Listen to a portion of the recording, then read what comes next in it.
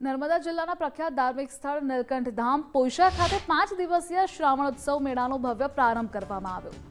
ગુજરાત સરકારના મંત્રી ઈશ્વરસિંહ પટેલના હસ્તે આ મેળાને ખુલ્લો મુકાયો।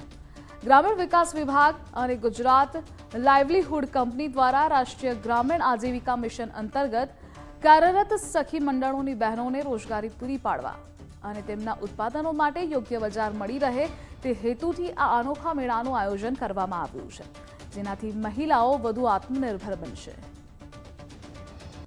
સખી મંડળો પોતે પોતાની જે ચીજ વસ્તુઓ બનાવી રહ્યા છે, એમાં થેલી હોય, રાખડી હોય, આવી અનેક ચીજ વસ્તુઓ બનાવીને આ સ્ટોલ દ્વારા એ લોકો અહીંયાથી વેચાણ કરવાના છે।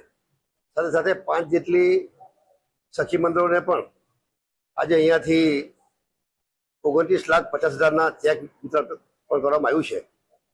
જોઈએ છે કે બહેનો પણ પુરુષ સમૂહની બને એ માટેના રાજ્યના મુખ્યમંત્રી ભૂપેન્દ્ર પટેલ સાહેબ, ડેપ્યુટી મુખ્યમંત્રી શ્રી હર્ષભાઈ દ્વારા એ જગ્યાએ બહેનો પોતે પણ આર્થિક રીતે પગભર થાય એ પ્રયાસ રૂપે આજે અહીંયા 29.5 લાખ રૂપિયાના ચેકો 5 સખી મંડળને આપવામાં આવ્યા છે।